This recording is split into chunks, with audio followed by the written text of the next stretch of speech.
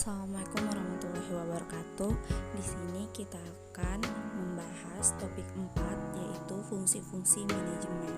Yang pertama ada fungsi-fungsi manajerial menurut Henry Fayol yang menyatakan bahwa perencanaan, pengorganisasian, pengkoordinasian, pemberian pemerintah, dan pengawasan adalah fungsi-fungsi utama. Nah, adapun beberapa pendapat para ahli manajemen tentang fungsi-fungsi manajemen.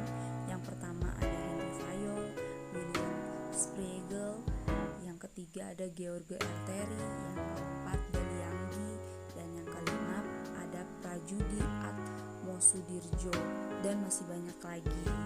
Nah, di sini ada 10 fungsi-fungsi manajemen, yaitu yang pertama ada forecasting, adalah sebuah teknik untuk memprediksi kejadian bisnis di masa depan dengan menggunakan data-data yang telah terangkum sebelumnya. Yang kedua, planning adalah penentuan serangkaian tindakan untuk mencapai suatu hasil yang diinginkan.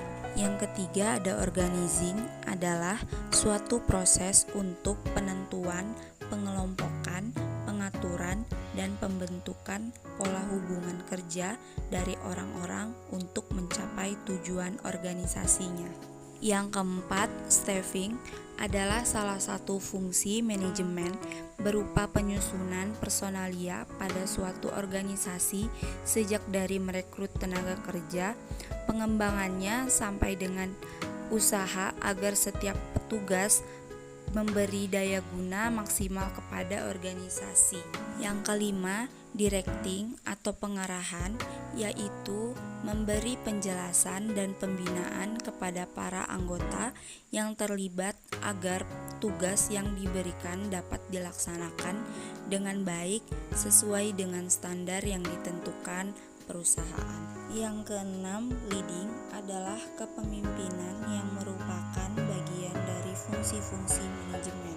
Yang ketujuh, coordinating adalah fungsi-fungsi manajemen untuk melakukan berbagai kegiatan agar tidak terjadi kekacauan, percekcokan, maupun kekosongan kegiatan dengan jalan menghubungkan serta menyatukan dan menyelaraskan pekerjaan karyawan sehingga tujuan organisasi tercapai. Yang kedelapan, motivating adalah fungsi manajemen yang berupa pemberian inspirasi, semangat, dan dorongan kepada karyawan agar karyawan melakukan kegiatan sukarela sesuai dengan apa yang diinginkan oleh atasan. Yang kesembilan, controlling adalah serangkaian proses pengamatan terhadap kegiatan yang dilakukan serta menilai apakah kegiatan tersebut telah dilaksanakan sesuai dengan rencana atau tidak. Yang terakhir 10, reporting adalah salah satu fungsi manajemen berupa penyampaian, perkembangan atau hasil kegiatan mengenai segala hal yang berkaitan dengan tugas dan fungsi-fungsi kepada pejabat yang lebih tinggi. Jadi, fungsi manajer ke dalam perusahaan dapat dilihat dari dua sudut, yaitu yang pertama dari sudut proses, yaitu perencanaan, pengorganisasian, penyusunan, pengarahan, dan pengawasan. Yang kedua dari sudut subjek atau bidang, yaitu keuangan, personalia, pemasaran, dan pembelian, dan produk. Selain fungsi manajer ke dalam perusahaan, ada pula fungsi-fungsi manajer keluar perusahaan yang disebut external functions of a manager.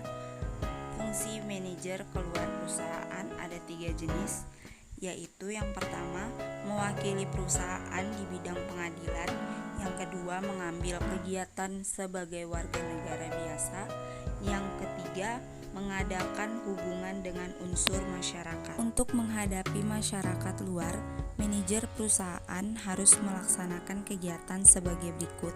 Yang pertama, mengadakan pengumuman, komunik-komunik, dan artikel-artikel. Yang kedua, menyelenggarakan konferensi pers dan pertemuan. Yang ketiga, menyelenggarakan pameran. Yang keempat, mengatur siaran melalui radio. Yang kelima, mengadakan kontak dengan unsur pemerintah dan masyarakat.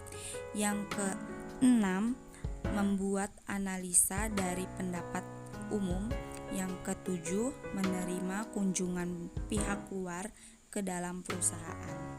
Nah, mungkin untuk topik 4 tentang fungsi-fungsi manajemen cukup sekian. Mohon maaf apabila ada salah penyebutan kalimat atau nama orang, mohon dimaafkan. Terima kasih. Wassalamualaikum warahmatullahi wabarakatuh.